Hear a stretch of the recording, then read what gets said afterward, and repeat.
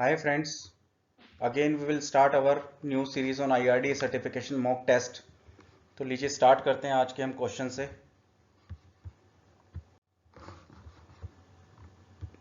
तो हमारा आज का फर्स्ट क्वेश्चन है, main purpose of guaranteed insurability rider benefit is to give the policy holders the right to.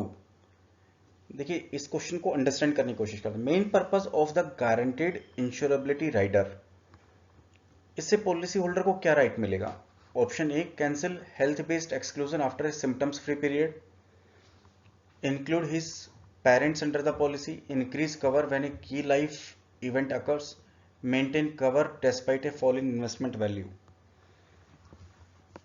The main purpose of guaranteed insurability rider benefit actually increases the cover when a key life event occurs. जैसे मान लीजिए कि किसी एक particular ऐसी situation जो होती है जहां पर एक किड का बर्थ हो जाता है, तो एक लाइफ इवेंट हो गई, तो एक पर्टिकुलर इवेंट के माइलस्टोन्स होंगे, वो कवर होने के ऊपर इंक्रीज कवर, वो कवर इंक्रीज हो जाएंगे। इसलिए the guaranteed insurability rider benefit will give the right of the policy holder to increase cover when a key life event occur. The changes in healthcare cost over recent years has had what general impact on health insurance. देखिए इसका मतलब है कि health insurance का जो cost increase हो गया over recent year, तो उसमें जनरल इम्पैक्ट क्या है? A fall in average premium level, a reduction in underwriting requirement, a rise in the need of for the cover, a strengthening of the insurable interest rules. तो देखिए जब medical cost काफी increase हो गई over the recent years, तो इसका एक बहुत बड़ा हमारे पास आंसर आ जाता है, जिसके अंदर है हमारा answer C, rise in the need of cover. तो अगर ये जब मेडिकल कॉस्ट इंक्रीज हो जाएगा तो उसकी नीड बढ़ जाएगा कवर लेने के लिए, because individuals will not be able to do that kind of expenses on medical, तो उसका नीड इंक्रीज हो जाएगा to take that kind of medical cover. The general need for a pension policy results from the existence of what की problem? एक general need क्यों है pension policies की किस प्रॉब्लम की वजह से?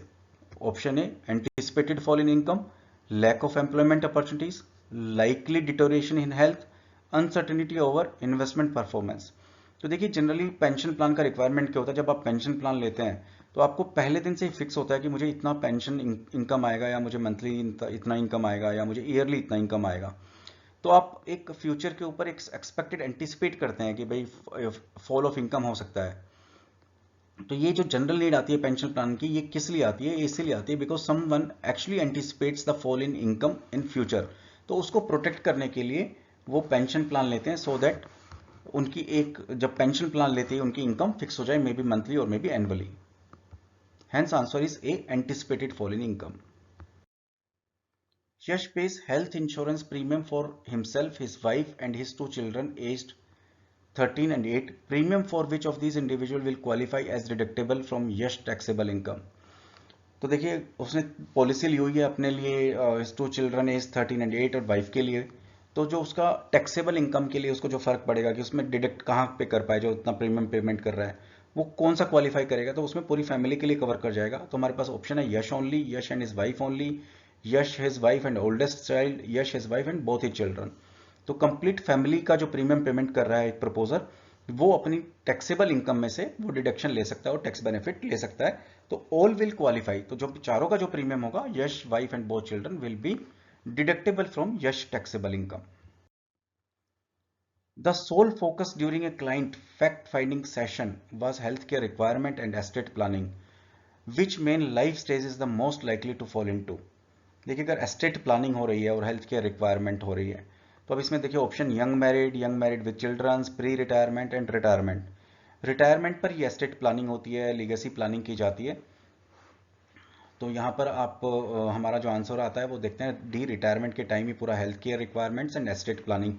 जहाँ एस्टेट प्लानिंग आ गई वो जनरली रिटायरमेंट के पास ही होती है। Apart from the salary levels, what other key features of Alok job is likely to have major impact on the level of his pension, life insurance and health insurance need? Option A, whether the job is office or field based, the normal retirement age in relation to the job, whether the job is in public or the private sector, whether the job is manual or the non manual. तो देखिए कौन सा factor इसको influence करेगा, उसका influence करेगा whether the job is in the public और the private sector, because in public sector there is generally risk free but private sector job are generally risky. तो ये उसकी जो इंश्योरेंस नीड्स है वो उसके ऊपर भी डिपेंड करेगा whether his job is in public और the private sector. In the context of financial planning, how is the difference between the real needs and the perceived need best described? जब financial planning करते हैं तो actual need और perceived need को कैसे describe कर सकते हैं? A real needs are financial needs and perceived needs are non financial needs. Real needs are actual needs and perceived needs are based on the clients thoughts and desire. This is correct. Real needs तो वही हुई जो कि actual needs होती है client की, and perceived जो वो परसीव करता है on clients thoughts and Dzire, उसके अपने बेसिस, उसका एक्सपीरियंस, उसके थॉट्स, उसका डिजायर इज परसीव्ड नीड्स। तो हमारा आंसर इसमें आ गया B directly. Real needs are actual needs and perceived needs are the based on client source and Dzire.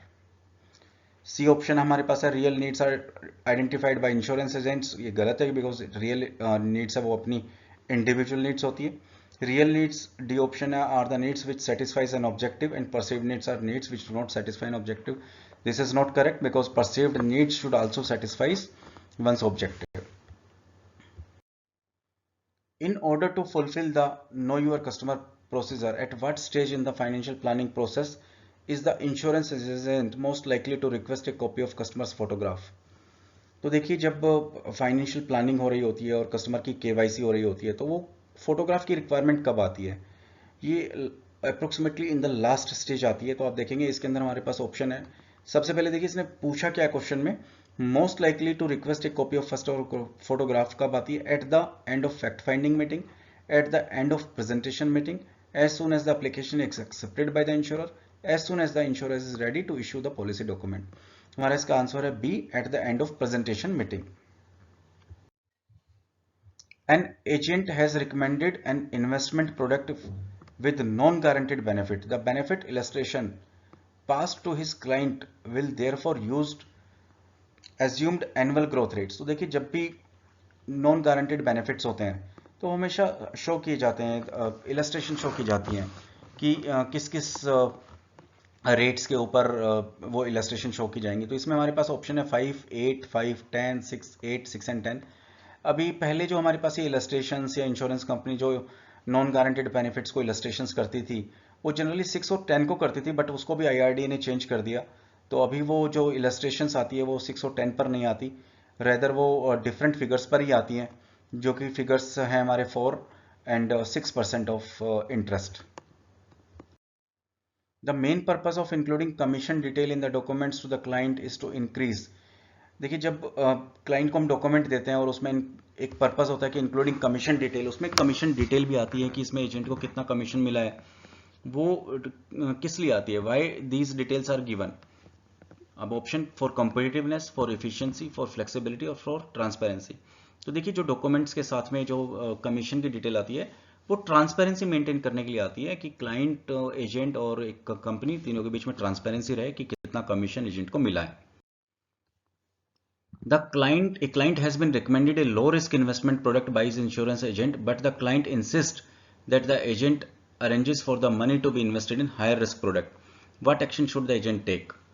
देखिए client has been recommended a low risk investment product by his insurance agent, but the client insists the agent to arrange for the money to be invested in higher risk product. अब यहाँ different opinion हो गए, जो client कहता है वो high risk के लिए कह रहा है और जो एजेंट है वो कह रहा है लो रिस्क के लिए। What action should the agent take? तो एजेंट को क्या करना चाहिए? तो उसको देखिए एजेंट क्या करना चाहिए, carry out these instructions but the document that his contradicts the recommendations. तो उसको जो क्लाइंट कह रहा है वो इंस्ट्रक्शंस को फॉलो करना चाहिए, बट उसको डॉक्यूमेंट भी करना चाहिए कि जो उसकी अपनी रिकमेंडेशंस है वो कॉन्ट्राडिक्ट करती है from investors point of view. तो उसको डॉक्यूमेंटेशन करना चाहिए सो दैट बाद में कोई कॉन्फ्लिक्ट ना हो, कोई डिस्प्यूट ना हो। उसके दो तीन अलग जो दूसरे ऑप्शन है वो हमारे पास, conduct a new fund finding, this is wrong, invest a reduced amount of money in this product, this is also wrong, refuse to act for the client, this is also wrong। Agent को करना वही चाहिए जो client कह रहा है, but yes उसको अगर वो क्लाइंट इंसिस्ट कर रहा है और फोर्स कर रहा है तो वो उसको डॉक्यूमेंट कर देना चाहिए कि उसके रिकमेंडेशंस कुछ हो रहा है और क्लाइंट ने उसको इन्वेस्टमेंट्स के लिए या उसका प्रपोजल कुछ और कह रहा है, so that there would not be any dispute in future. An insurance agent has advised a client to surrender an existing investment product and start a new investment product. What key indicator should be used to determine whether this advice was ethical? देखिए इसमें क्या है, insurance agent has advised a client to surrender an existing investment. वो कहता है इस surrender को, investment को जो एग्जिस्टिंग है उसको सरेंडर कर दो and start a new investment product, और दूसरा नया करो। इसको क्या करेंगे, क्या इंडिकेट करता है whether this advice was ethical? तो देखिए जनरली क्या होगा, the best interest of the client. Ideally every decision should be in the best interest of the client. तो यही मान के चलेंगे कि इसके अंदर अगर एजेंट जो उसको एडवाइस कर रहा है तो he is doing in the best interest of the client. B option is the difference in the potential income and the capital growth between the two products, flexibility of the new product compared to the old one, the view expressed by the client। तो जो उसका decision है agent का, अगर वो कुछ advice कर रहा है, should be in the best interest of the client. What key impact will low persistency levels have on insurance policy holders? देखिए अगर लो परसिस्टेंसी है, परसिस्टेंसी हम बोलते हैं रिन्यूअल पेमेंट्स को, अगर रिन्यूअल पेमेंट्स नहीं आ रही है तो पॉलिसी होल्डर के ऊपर है इसका क्या इंपैक्ट होगा। देखिए इस ऑप्शन है हमारे पास, an enhancement in product choice, an improvement in investment performance, an increase in insurance cover, a reduction in the benefits. अगर कोई भी पॉलिसी होल्डर्स अगर अपने रिन्यूअल पेमेंट नहीं करता है, मतलब परसिस्टेंसी नहीं करता है, लो परसिस्टेंसी लेवल है, तो पॉलिसी होल्डर्स के जो बेनिफिट्स हैं वो रिड्यूस्ड हो जाएंगे इन प्रोपोर्शंस और in different conditions of that policies. तो उसके जो बेनिफिट्स हैं, this benefits will be reduced if you don't pay the renewal premiums, that will be called persistency. Raju died 5 years before the end of his 30-year endowment insurance policy. 30 साल की उसने policy की थी endowment, but 5 साल पहले उसकी death हो जाती है। What factor most likely caused the insurer to investigate the claim using the early death claim process? तो अब देखिए इसके अंदर है, what factor most likely cause the insurer to investigate the claim using the early death claim process? He paid the most recent premium during the period of the grace, his cover was originally accepted with a premium loading on medical grounds, his death resulted from a recently acquired sudden illness, the policy has lapsed and was reviving shortly after he died। देखिए अगर कोई policy है, अगर वो lapse हो गई है और उसने उसको रिवाइव कराया और basis on good health declaration और प्रूफ ऑफ गुड हेल्थ, और फिर भी उसकी डेथ हो जाती है, तो जनरली उसके अंदर एक तरह से जैसे अर्ली क्लेम को इन्वेस्टिगेट करते हैं वैसे ही इन्वेस्टिगेट किया जाता है कि ऐसा जनरली क्या रहा कि पॉलिसी लैप्स हो गई थी, क्या क्लाइंट को कुछ आइडिया था कि उसकी डेथ होने वाली है और उसने फिर गुड फेथ फॉलो नहीं करते हुए अपनी पॉलिसी को रिन्यू करा लिया, सो दैट उसके फैमिली मेंबर और नॉमिनी को उसका बेनिफिट मिल सके। A claim under a term insurance policy is submitted by an individual who has substantially understated his age. As an alternative to paying out of full claim, the insurer is most likely to take out what action? देखिए अगर किसी ने policy की है और उसने कोई गलत डॉक्यूमेंट सबमिट किए हैं या कोई गलत एज प्रूफ दिया है, तो जब क्लेम आएगा तो क्या होगा, deduct the underpaid premiums from the sum assured, make the policy paid up, pay out the surrender value, reject the claim on the ground of miss representation.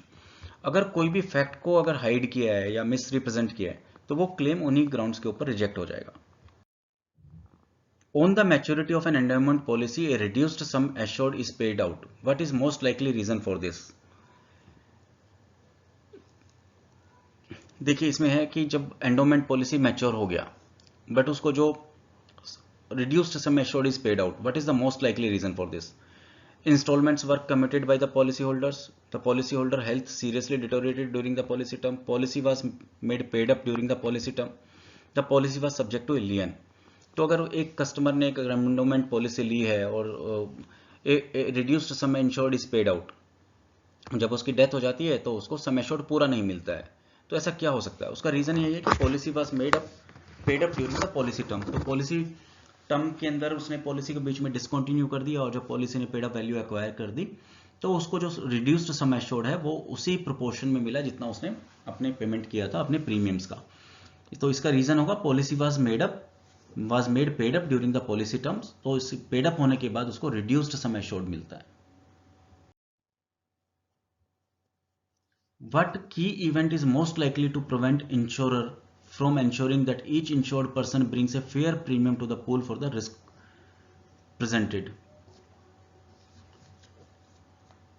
देखिए इसका सिंपल सा आंसर है fraudulent claim, policy assignment, steep rise inflation and sudden illness. So fraudulent claim is the key event likely to prevent insurer from ensuring that each insured person brings a fair premium to the pool for the risk presented. तो fraudulent claim है, यही एक most likely factor है.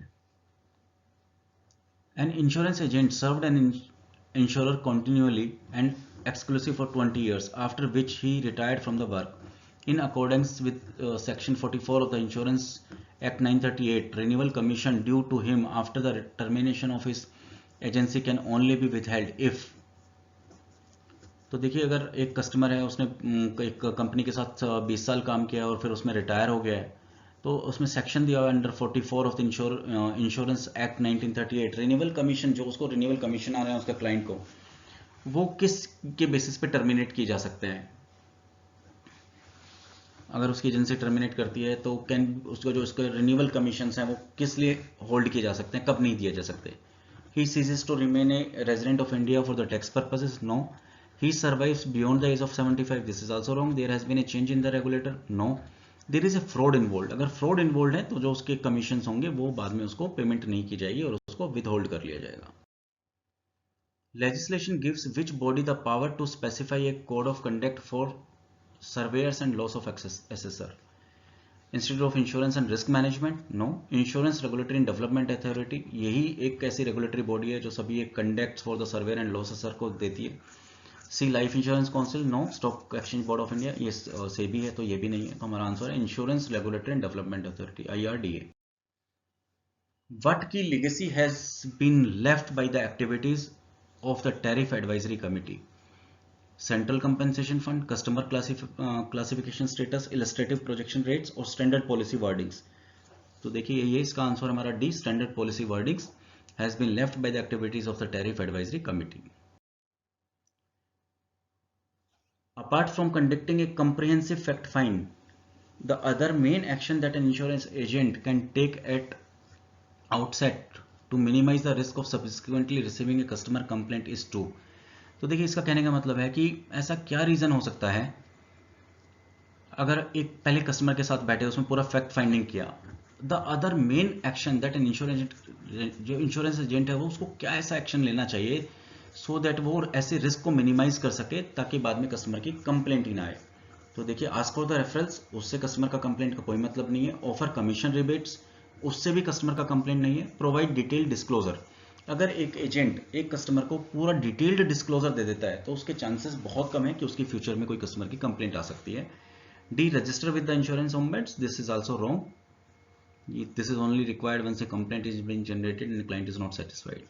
तो answer हमारा C, provide detailed disclosure. It means कि जब fact finding के बाद अगर उसका एजेंट उसको पूरे डिटेल्ड डिस्क्लोजर्स दे देता है पॉलिसी के बारे में तो देयर आर लो चांसेस कि कस्टमर की कोई कंप्लेंट आए.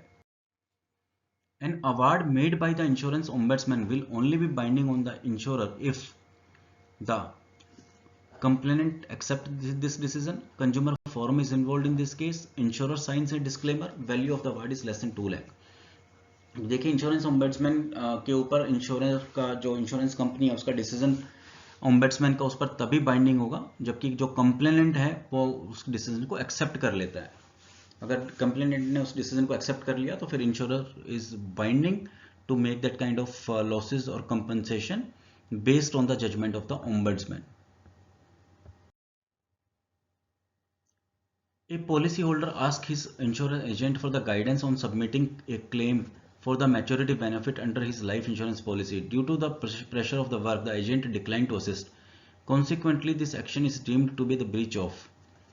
देखिए अगर एक एजेंट है, मैच्योरिटी हुआ और इसने एजेंट की हेल्प मांगी बट एजेंट ने मना कर दिया उसको हेल्प करने से, तो उसका जो एक्शन है वो किस चीज के लिए ब्रीच माना जाएगा. General insurance council guidelines. Wrong. Insurance regulatory and development authority code of conduct, ये उसका कोड ऑफ कंडक्ट है कि उसका एजेंट उसको मैच्योरिटी पर भी हेल्प करेगा. तो this answer is correct. C. Insurance ombudsman protocol, this is wrong. Insurance broker association of India's membership rules, this is also wrong. तो हमारा आंसर हुआ insurance regulatory and development authority's code of conduct के under ही जो agent है उसको maturity पर भी उसकी हेल्प करनी है. During the process of applying for life insurance, the customer discloses confidentially to the insurance agent that he had a mild stroke 4 months ago. However, this was not mentioned on the application form. In accordance with the Insurance Regulatory and Development Authority Code of Conduct, how should the insurance agents deal with this information? Ask the policy holders doctors to send the detail to the insurer? No. Notify the insurer of is this matter, तो वो insurer को क्या करेगा, वो अगर उसने disclose नहीं किया तो वो उसको नोटिफाई करा देगा इंश्योरर को कि ऐसे ऐसे प्रॉब्लम हुआ था. ये आंसर करेक्ट है. B, notify the insurer of this matter. C, refuses to act on the customers in this case, this is wrong. Respect this confidentiality by not discussing with anyone, this is also wrong. Guys, आज की इस video में इतना ही. Thank you very much for watching this videos. Again requesting, अगर आपको ये videos बहुत पसंद आ रही हो तो प्लीज़ अपने फ्रेंड्स को, फैमिली को, अपने कलीग्स को प्लीज़ रेफर कीजिए और मेरे चैनल को प्लीज़ प्लीज़ प्लीज़ सब्सक्राइब करना मत भूलिए. Thank you very much again and have a nice day.